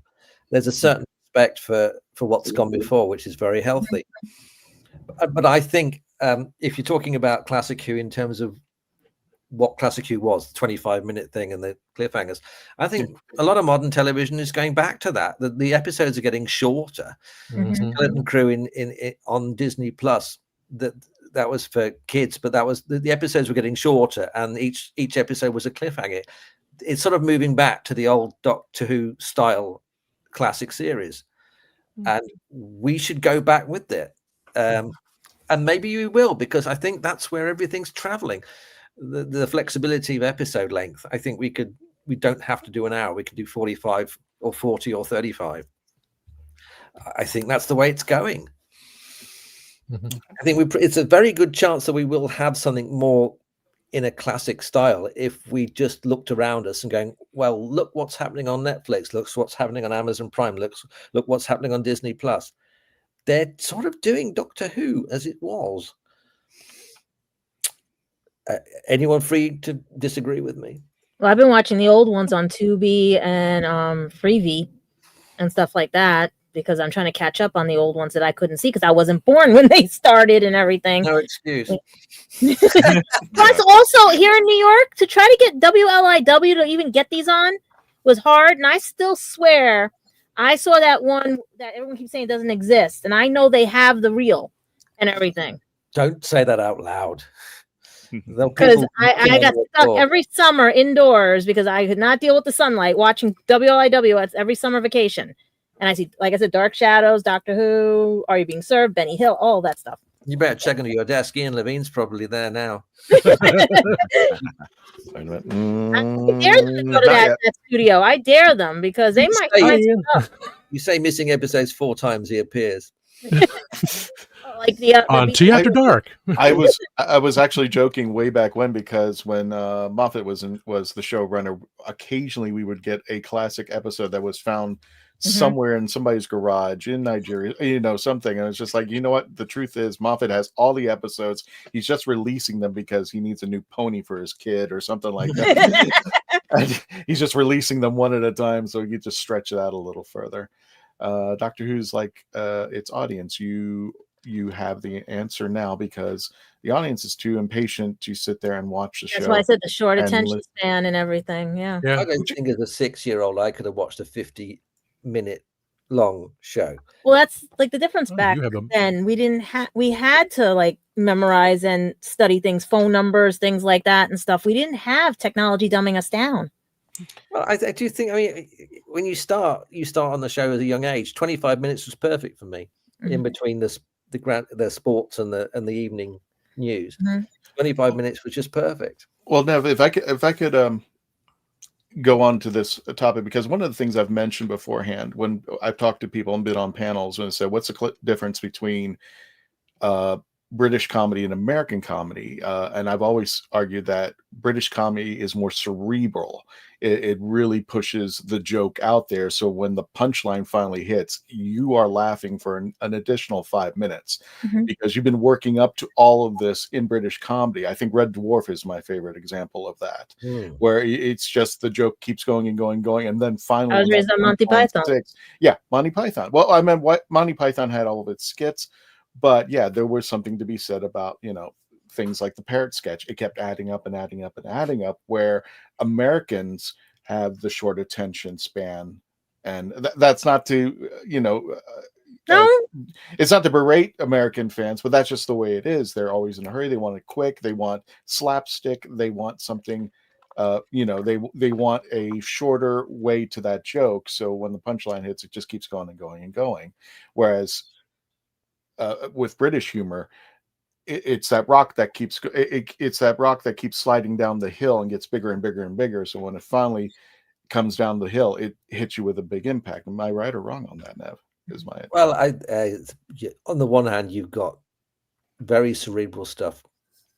Yeah, like Yes Minister and Monty Python. Yes. On the other hand, you got Benny Hill. So it's a spectrum in any society.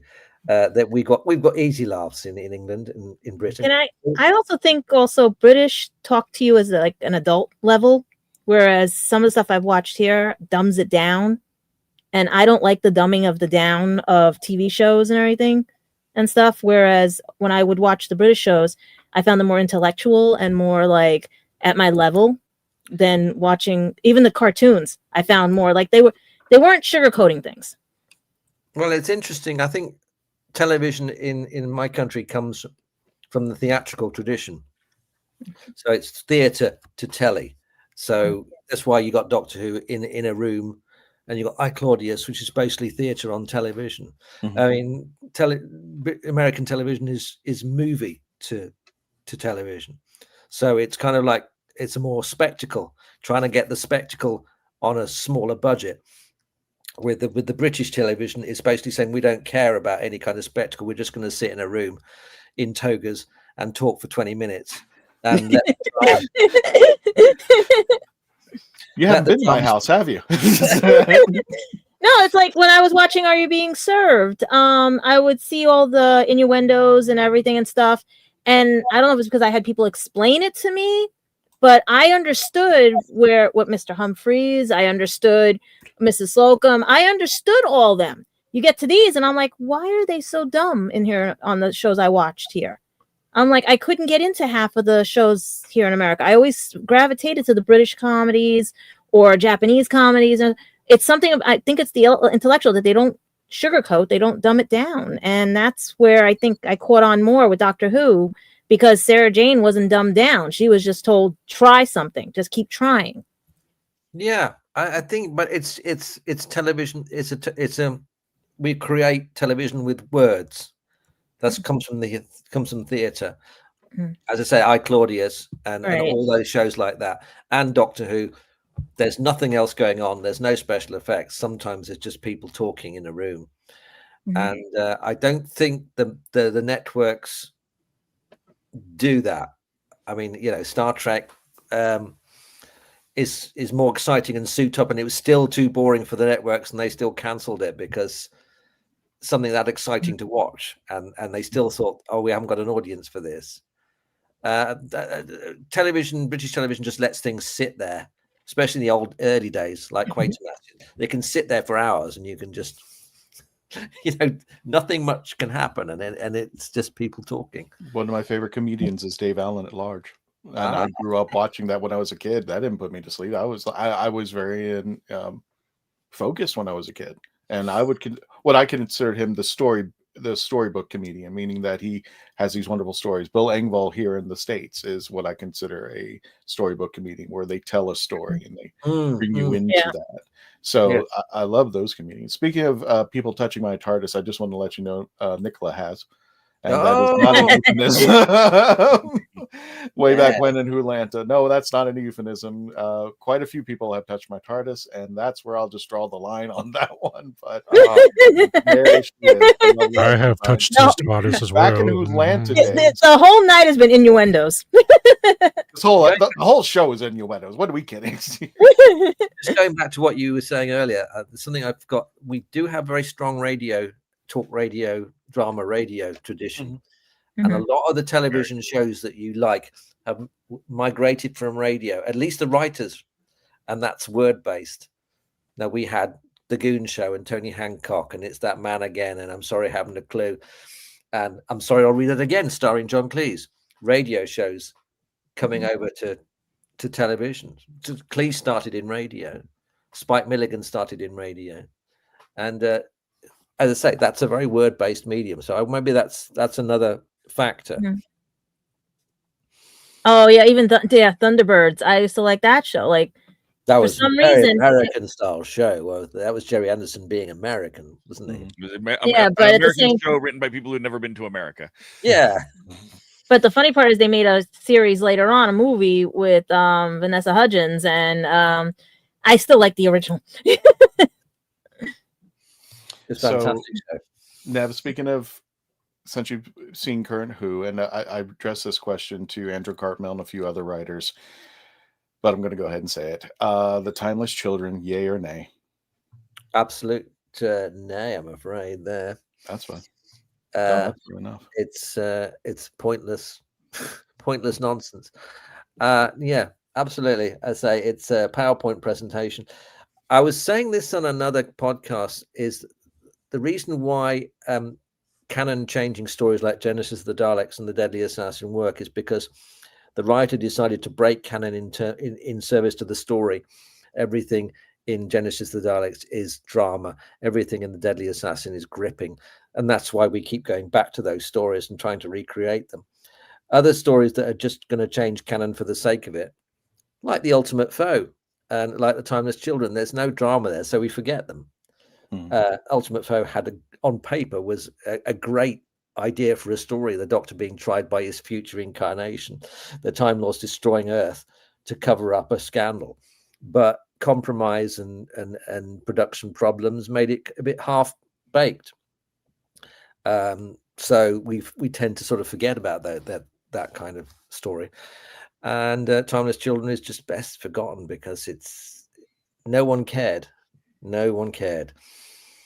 I could see in a world where something like that would work if you really served the drama. I don't understand why. Again, it's another scandal with Time Lords, but at the start of the show, the series, you get rid of the Time Lords. These are the people who have to be answered to. They have to answer for what they've done, and there's no one there to answer for what they've done. Do you get what I'm saying? Mm-hmm. Yeah. Go on. No, I was about to say to a certain point, because I remember way back when the Time Lords were supposed to be the ultimate power. They were the what I call and my friend Patty Hawkins calls the space gods. They were sitting there, they watched, they didn't interact, and people had to answer to the Time Lords when things went awry. And then there might be that one time when the Centaurans come in or something, they try to get them, but it's but there's still the word I'm looking for is omnipotent.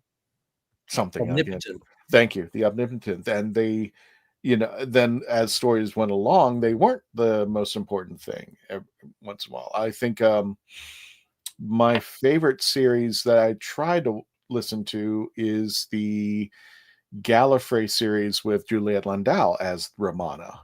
Right. Where she's supposed to be losing control of Gallifrey, but but the terror was still Gallifreyan in a way, and she had to deal with that. And I loved her interpretation of Romana. It's so sweet, and she really hones Mary and Lala's interpretations of Romana, and she brings her own self in there, and that's. I'm RTD. If you're going to bring back Romana, Julia is probably not doing anything these days. I know she's doing a podcast, but I'm sure she'll be happy to take on the third role. I think a lot of the questions of what are the Time Lords doing? They finally addressed Romana. I'm sorry, the Ronnie, but we never got the story of Romana. I would love to know what Drax is doing these days. I thought he was a terrific character that could always come back and do some things. The monk. I say I think it ties into what I say. The show needs to change. And one good thing about the Time Lords, take them or leave them, visualize them in any way you like, make them decadent, make them gods, make them this. They define the Doctor as they defined the Doctor as a rebel. And he was at the start, he was an explorer and he was a boffin. He was the guy, the type of guy in the Doug McClure films who explained the plot. But they gave him his own series. He was the Victorian adventurer. And then there had to be something more than that, than aimless wandering. And they gave him the Time Lords, and you made him into a rebel. And it gave him something to kick against. And I understand Last of the Time Lords stuff, but I think it's played out so much. I'm just so bored with Last of the Time Lords. Just give him something to kick against. Give him something. It just feels quite suffocating to me. Well, when we could blow up Gallifrey for the second time, we're just like, okay, well that took out, that was shut down stories. It shut down storytelling. Stephen was right to bring it back, because you can't have a Doctor committing genocide and destroying a race, including children. You just can't. I mean, Stephen was right to bring it back, because it was a good dramatic device. The shell-shocked PTSD Doctor from Eccleston to Tennant worked really well, but you got to end it at some point. You've got to go in a different direction. Right. And now we're back where we started again. It's 2005 all over again, and it's just so boring. Exactly, especially with 13 Jodie's run, it's like they blew it up again. It's just like, well, that's a fanfare from. I was just like, where? I mean, like, take her off. She's a time lady. Take her someplace. Take her to an amazing place, and like you said, time travel her. Put her, in a place where she's going to have some issues, and then she's going to have to deal with bug-eye monsters and try to beat the heck out of them, and just have some really good story writers. I've always wondered why. In my opinion, Nev, just like you, why they haven't taken Big Finish people and moved them over to the Television Prime and said, please, you guys know what you're doing. Write this stuff out. You've done it 100 times before. I'm just like, why not bring some BF people over and just write some episodes? Not just one, but I mean, you guys are so talented when it comes to the writing. It's phenomenal, and I love it. And I thank you very much. It's I never know what. I mean, I think I have a personal theory of why I never get asked is because I write for Dead Ringers. Dead Ringers takes the piss out of Doctor Who. I write for Private Eye. Private Eye has done a lot of scurrilous stories about Doctor Who. I'm too much. I think people are too wary of me to allow me into Cardiff. They'll allow Nicola, but Russell has said that I'm family because he asked Nicola because she went to do the Tales of the TARDIS, the little vignettes, those that came with the 60th. Yes. And Russell took them all to dinner. They had a lovely time, Colin and Nick. And Russell said, have you told Nev about what you're doing? And she says, no, I'm not told Nev about what I'm doing. Slightly untrue, but pretty much you didn't say anything about the script or anything like that. And she said, of course I haven't, because you said it was secret. He goes, oh, well, Nev's family, you can tell him. Very sweet. It's very sweet. Yeah, I've lost my point now. What was I saying? Big Finish writing for. Yeah, I say there are policies. I know Stephen had writers he wasn't allowed to use. He had writers that were forced upon him. The BBC are looking for the next shiny thing, the next writer. I mean, it's a statement. It's a political statement more than anything about which writers are allowed on the show. And I'm 56, and I'm probably white and male and hetero and 56, and I'm probably not in the type of people they want to use. I'm not just saying that as a complaint. I'm just saying that as a fact. I am an old writer now, officially.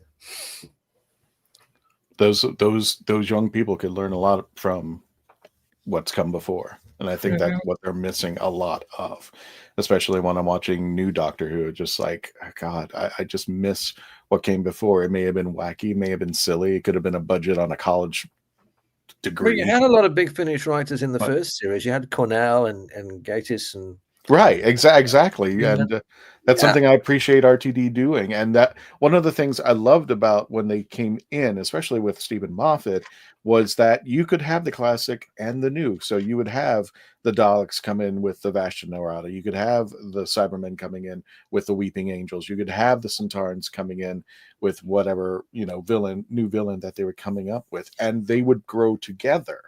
So you now not only had this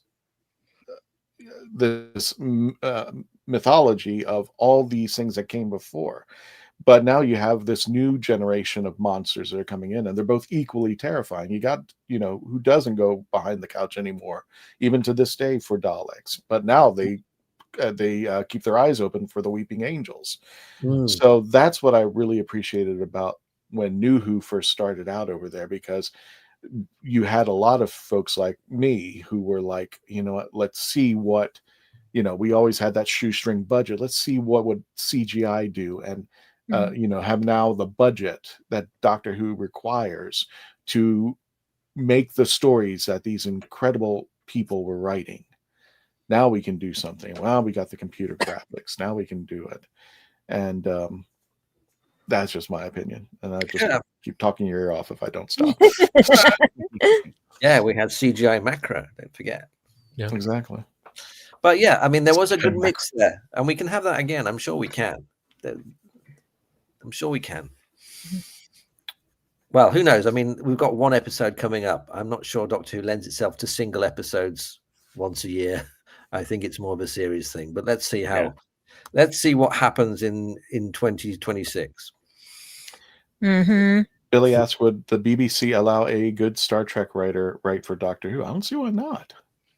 I have no idea what their not policy American. is. I mean, J. Michael Straczynski has offered to be showrunner. I mean, I'm Yeah. sure. Oh yeah. From Babylon 5. Yeah. I mean, Yeah, these two why right not? here. I've seen their writings. These two right here. Yeah, I could see it. Will Heaton. I think, And Billy, come on, I Billy. think Yeah, it's- Billy's good too. I think you should go to Big Finish first. I think they'll be far more open-minded. I mean, I've no idea. I have no idea what the policy is. I mean, one of my favorite episodes is Rob Sherman's Dalek. Yeah. He's one of my favorite, also, no offense, one of my favorite Big Finish writers, because I loved the He's Holy mine. Terror. Oh, I mean, Holy Terror inspired me when I was writing to say, well, you can do this stuff. I mean, I was in awe of writing Doctor Who when I started on Big Finish, but after I listened to the Holy Terror, I go, oh, you are allowed to be funny. You are allowed to be a bit I thought it was so funny, and I explained to people, and I said one of my favorite audio is Holy Terror, and I said the first thing is it's so un-Doctor Who. It is basically Doctor Who saying and starting off with a Monty Python skit, and then said, hold on, because Rob's going to turn you around at the very end. And as I don't tell people the ending, but it's just like everything you thought was going to happen at that moment is not going to be what's going to happen at the very end. And at the very end, it was all about surprise. Exactly, you were on the roller coaster ride. There's nothing more death than starting a Doctor Who story and knowing which way it's going to go to the end. That's just death for the show.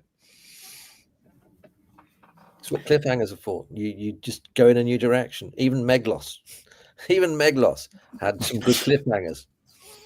Some cacti. Yeah. Billy, I do love Big Finish. I have a few River Song stories and Captain Scarlet also. Nev, do you have any conventions coming up that people could see you, or were you going to be heading out to? Not at the moment. I'm still getting into grips with thinking about doing some on my own. I normally go in tow with Nicola, and then not very often because we have little dogs, so I stay here to look after the dogs. Okay. But we did do a convention in the Wirral a couple of weeks back, and it was a bit tough to take them all the way up there. So I have no conventions coming up. I mean, the show I've written is on tour. That's the thing. Oh. I mean, Dead Ringers is doing its 25th anniversary tour. That's going to the Palladium, the London Palladium, and we're doing the Royal Variety performance in front of Prince William and Kate. So that's a big thing, but again, no Doctor Who involvement there, and I won't be on stage. I'll just be writing it. I'd be happy if you want to invite me to a convention. If you're watching this from England, or even if you want, I'd be happy to go along. Bring my books, have a quick chat. I mean, I love the crack, and go places without Nicola. I am allowed out on my own. Well, just she'll babysit the puppies while you go. Yeah, no offense, Ned, but us first. We get lucky till we get a convention. Yeah, MegaCon every now and then, and I'd be happy to do some stuff. I mean, as I say, it's nice to meet people. I used to do a crime fest.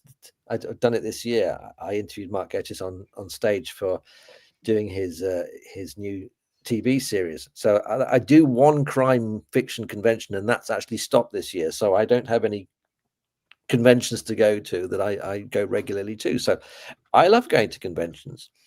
You might think I don't from the books that I write, but that's that's the attitude of the characters, not me. There was my Mervyn Stone, my creator of Vixens from the Void, didn't like going to conventions because he didn't like being stuck as just known as the creator of Vixens from the Void. But I am completely different. I like going to conventions; they're fun.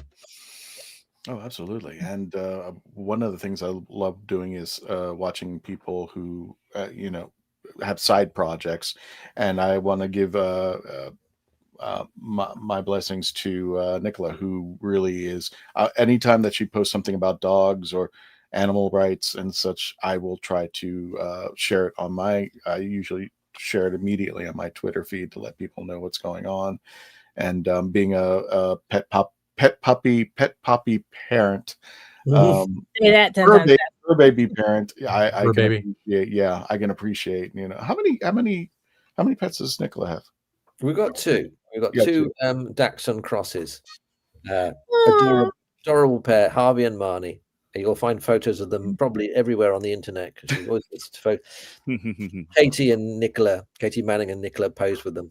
You can find that's a lovely photo of them with Nicola's dogs. And she's very passionate about dog welfare. And yeah, she's a patron of dogs on the streets, which gives because people on the streets they don't want to be separated from their dogs, so dogs on the streets provide the dogs with medical attention and food and water to make sure they're as well kept when their owners can't. So that's a very important charity for her, because you don't want they're not allowed in the shelters in the homes. They can take someone off the streets, but they won't be allowed to go with their dog, and that's their therapy animal. That's their yes, exactly. That's a huge wrench. That's why some people living on the streets don't go into these shelters and stay on the streets, because they don't want to be separated from their dog. have a guy that has a cat on his shoulder. He trained that he goes up and down the highway. He won't go in the shelter because they won't take the cat. Exactly. So dogs on the streets, they try and look after them while they're on the streets. Gotcha. Well, I think I know we're coming up to the ending there, Dave. Yeah. I don't know if you want to go ahead and wrap up. Does anybody have any final thoughts or questions or any chats that want to come out over here? Audiobooks on your books, Nev, so I can read and listen at the same time. I have an audio of I have lots of good Big Finish stuff. No, I mean your books that are coming out, the ones I tried to read. Yeah. Oh yeah, but there are audio versions of both at the time. Somebody then I need the link because I couldn't. Yeah. Audible probably. Okay. Because I think I get Audible for free on some things. You look on Amazon, which I brought that up. Let's see if there says anything on here. Because I know some people might be in the same boat I'm in, where it's like we want to see it and hear it at the same time. Right. Yeah. Let's see. Yes. The first one is on Audible. Mm-hmm. The audio. Yeah. Imogen Church did them both. I could probably do that one. Yeah. Yeah. And Lies and Dolls. That actually will work. Oh, even the Doctor Who one is okay. No, they're all. Oh, yeah. I don't think the Mervyn Stones have audio versions, but the Kit Pelhams, because they're Titan, they did an audio version of both of those. Okay. Yeah. And of course, all these are audio. That's Conflict Theory. That's audio. I love how a fountain shows up. I was about to say, random fountain, yes. And that's a sitcom I wrote. Oh wow! Oh yeah. And what are they? It's 99 cents, right? According to that. For Doctor Who and you just have that one random thing that shows up. Like I remember fountains. when I was I have nothing to do with these fountains. Didn't write them.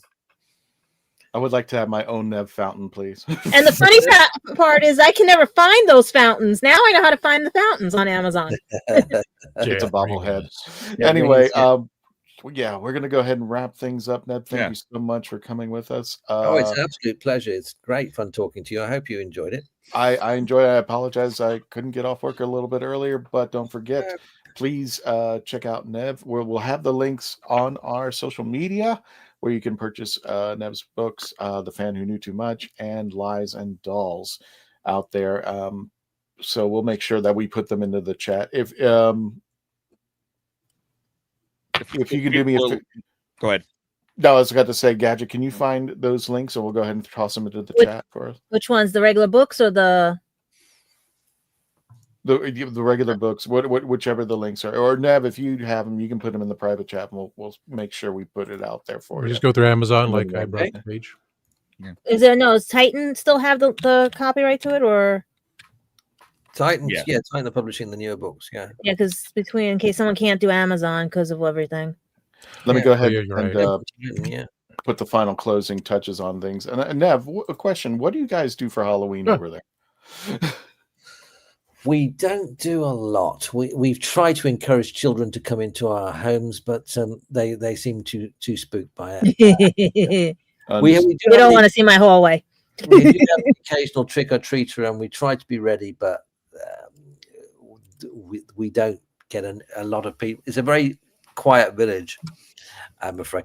What we do every year is we go to a fancy dress party because a friend of ours has a birthday very near to Halloween, so we dress as horrible things. This year, well, we weren't horrible this year. We did Sonny and Cher. How close to Halloween? Gotcha. It's about the birthday. How close is the birthday to Halloween? Middle of October. Oh, okay, because I'm the day after. Well, anyway, folks, again, go over to our YouTube channel, our Facebook page. We are going to be posting videos and such up until the witching hour of Halloween, October 31st, and then we're going to be switching over to the holidays. And don't forget, Nev, I just want to let you know we are sponsored by barbecue sauce. Everybody loves that. Everybody loves that Kitchen Killer barbecue sauce. Don't forget to write over, put it into the email. Make sure you use TARDIS for 10% off your Kitchen Killer's barbecue sauce. Most well, that will turn my head. Believe it or not, Nev, we've taken this to 3 conventions. They all sold out. I can't have it because of the fish in it. I'm a pescatarian, but God, that could turn my head. I used to love barbecues. I love ribs. It's delicious. It hurts me. It hurts me that I can't have it. Oh. Well, just in case, one day if you come over, wow, won't tell anybody. But I won't tell Nicola at all. No, we will tell people to come over to Makers Fair Orlando, November 8th and 9th at the Central Florida Fairgrounds. MakersFairOrlando.com if you want to get your tickets now. The 13th annual, the Daleks of Florida. We have our own Daleks here in Central Florida. And they take a tour with us with our podcast, Nev, around to the conventions, including MegaCon. So next month, November 8th and 9th, they will be at the Makers Fair. So make sure you get your tickets now. MakersFairOrlando.com, and the Daleks of Florida will be out there. So I think that hit everything on my side. Wow. Where can we find you, Nev? Other than or Gadget, where can we find you? Other than on here. Well, let's see. I'm going to be at the Nightmare Before Christmas event on my birthday Saturday. And this Halloween, helping give back to the kids in my neighborhood by giving out candy because it's a Friday night and the kids actually can have fun and stuff. Otherwise, after that, it's trying to fix this friggin' apartment and deal with family situations. But you can also pick up the books on Lulu.com and everything. Copley and Newcastle Journey Beyond, and the unofficial D&D guide for kids under 10 and a few adults. And if you're in California, check it out at the library. Excellent. Tom, where can we find you? Sometimes on here, sometimes, mostly all the time, on Sundays, Spill the Geek Tea, which you can find an episode with Nev from previously on, 7.4 thousand views. You guys want to promote Nev and everything?